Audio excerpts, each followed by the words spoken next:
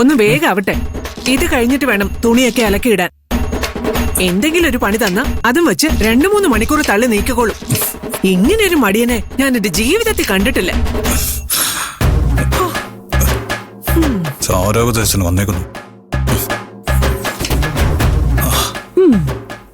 സഞ്ജുവേട്ടന് ഞാൻ സമ്മതിച്ചു തന്നു. സഞ്ജുവേട്ടന്റെ സ്ഥാനത്ത് വേറെ ഏതെങ്കിലും ആണായിരുന്നെങ്കിലേ ഇതിനോടകം പൊട്ടിത്തെറിച്ചേനെ. എനിക്ക് പ്രതികരിക്കാൻ അറിയാഞ്ഞിട്ടൊന്നുമല്ല. ഇവിടുന്ന് ഇറങ്ങിയ പിന്നെ പോകാൻ വരെ സ്ഥലമില്ലാത്തതുകൊണ്ടാ. നമ്മുടെ കുഞ്ഞിനു വേണ്ടി ഇതാണ് എനിക്ക് എടുക്കാൻ പറ്റിയ ഏറ്റവും നല്ല തീരുമാനം. സഞ്ജുവേട്ടാ, നമ്മൾ എത്ര കാലമെന്ന് വെച്ചാ ഈ വീട്ടില് താമസിക്കാൻ പോകുന്നേ? സഞ്ജുവേട്ടനൊരു ജോലി വാങ്ങി സ്വന്തം കാലിൽ നിന്നതിന് ശേഷം ഇവിടുന്ന് മാറാന്നുള്ള പ്രതീക്ഷയൊന്നും എനിക്കില്ല.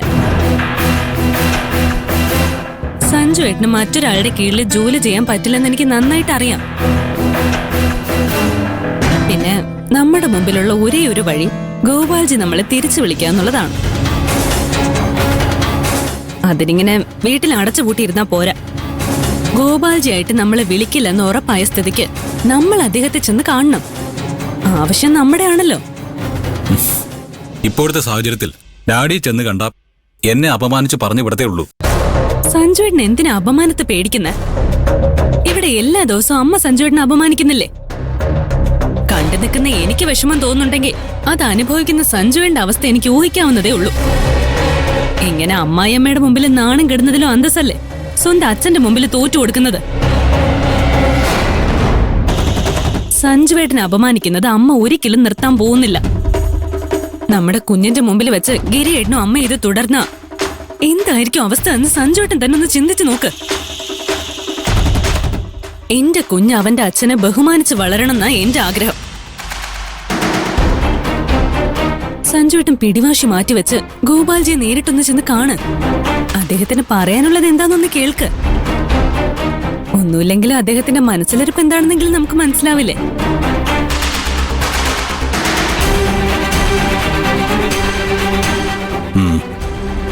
നീ പറഞ്ഞാലും കാര്യമുണ്ട്. എത്രയെന്ന് വിചാരിച്ച ഈ വീട്ടിൽ അപമാനം സഹിച്ചു നിൽക്കുന്നത്? എത്രയൊക്കെ വാശി കാണിച്ചാലും ഡാഡിയുടെ ഉള്ളിന്റെ ഉള്ളില് എന്നെ തിരിച്ചു വിളിക്കണമെന്ന് ആഗ്രഹം ഉണ്ടാവും. പക്ഷേ എനിക്ക് പാറയായിട്ട് ശാലിനി അവിടെ ഉള്ളതാ പ്രശ്നം. ഞാൻ തിരിച്ച് വീട്ടിൽ കയറാൻ ശ്രമിക്കുന്നത് എന്തായാലും ശാലിനി തടയാൻ ശ്രമിക്കും. അവളുടെ ആ എതിർപ്പിനെ എങ്ങനെയെങ്കിലും മറികടന്നാ പിന്നെ വേറൊന്നും പേടിക്കണ്ട. സഞ്ജുവേട്ടൻ പണ്ടത്തെ പോലെ അല്ലെന്നും ഉത്തരവാദിത്വമുള്ള ഒരാളായെന്നും ഗോപാൽജിയെ ബോധിപ്പിച്ചാ മതി. ഈ വീട്ടില് താമസിച്ചിരുന്നപ്പോ ഒരു സാധാരണക്കാരനെ പോലെ എല്ലാ ജോലികളും ചെയ്ത് അനുഭവം കിട്ടിയെന്നും ജീവിതത്തിനെ കുറിച്ചൊരു പുതിയ കാഴ്ചപ്പാടുണ്ടായെന്നും പറഞ്ഞാ മതി. എന്നിട്ടും ഗോപാൽജി കുലുങ്ങിയില്ലെങ്കിൽ നമ്മുടെ കുഞ്ഞിന്റെ കാര്യം പറഞ്ഞ് സെന്റി അടിച്ചാ മതി. എത്ര കണ്ണിച്ചോരില്ലാത്ത ആളാണെങ്കിലും സ്വന്തം പേരെക്കുട്ടിയെ കുറിച്ച് ചിന്തിക്കുമ്പോ മനസ്സലിയാതെ ഇരിക്കില്ല.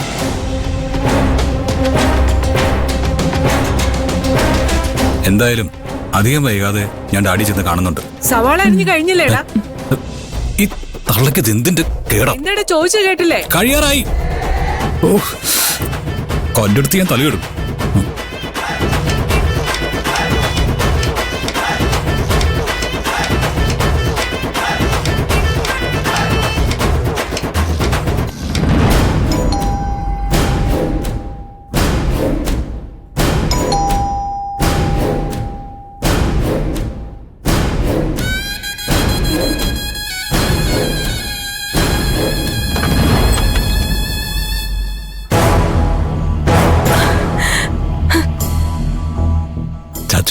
സഞ്ജു, സഞ്ജു നിനക്ക് ഇപ്പോഴെങ്കിലും ഇങ്ങോട്ടൊന്ന് വരാൻ തോന്നിയല്ലോ. വാ, കേറി വാ. വന്നോ മുടിയനായ പുത്രൻ? നീ ഈ വീടിന്റെ പടി ഇറങ്ങി പോയപ്പോ വാശിക്ക് തിരിച്ചു കയറില്ലെന്നാ ഞാൻ കരുതിയത്. ഈ വാശി എന്ന് പറയുന്നത് ആണുങ്ങൾക്ക് പറഞ്ഞിട്ടുള്ള പരിപാടിയാണെന്ന് ഞാൻ മറന്നുപോയി. നീ എന്നെ എത്ര വേണമെങ്കിലും അപമാനിച്ചോ, എന്നാലും നിന്നോടുള്ള വാശിക്ക് ഈ വീടുമായിട്ടുള്ള ബന്ധം ഞാൻ വേണ്ടെന്ന് വെക്കുന്ന നീ വിചാരിക്കണ്ട. കൊള്ളാം. അപ്പോ എതിരെ നിൽക്കുന്ന ആളുടെ ഉദ്ദേശം എന്താന്നൊക്കെ മനസ്സിലാക്കി പെരുമാറാനൊക്കെ നിനക്കറിയാം.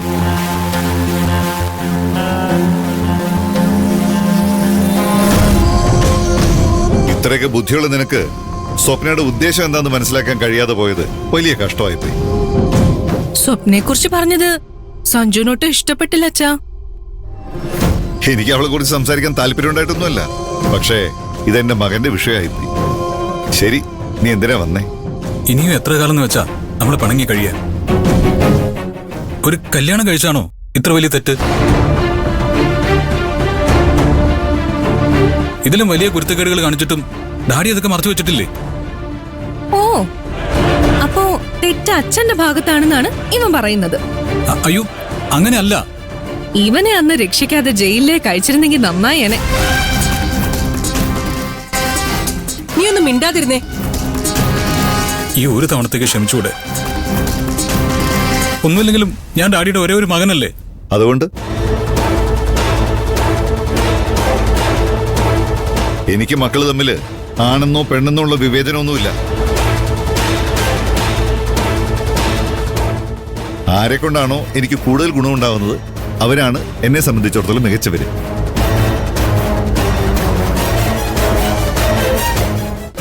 നിന്നെ കൊണ്ട് എനിക്കൊരു ഗുണമുണ്ടായിട്ടില്ല എന്ന് മാത്രമല്ല, ആവശ്യത്തിലധികം ദോഷം ഉണ്ടാക്കിയിട്ടുമുണ്ട്.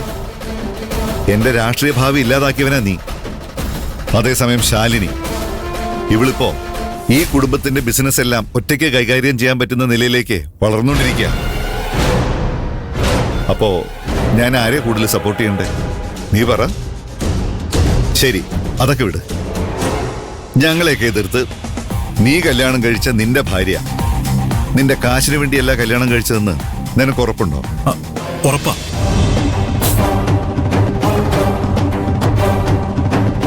ഞാനിപ്പോ ഒരു വരുമാനമില്ലാതെ അവളുടെ വീട്ടിൽ വീർപ്പ് മുട്ടുക.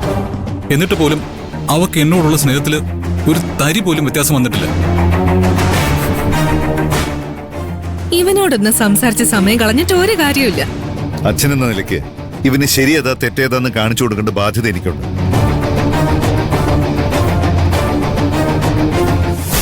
ഈ വീട്ടിലെ ഒരു അംഗമായിട്ട് നിന്നെ തിരിച്ചു വീട്ടിലേക്ക് വിളിക്കാൻ എനിക്ക് ഒരു ബുദ്ധിമുട്ടുമില്ല. പക്ഷേ സ്വപ്നെ എനിക്ക് അംഗീകരിക്കാൻ പറ്റില്ല.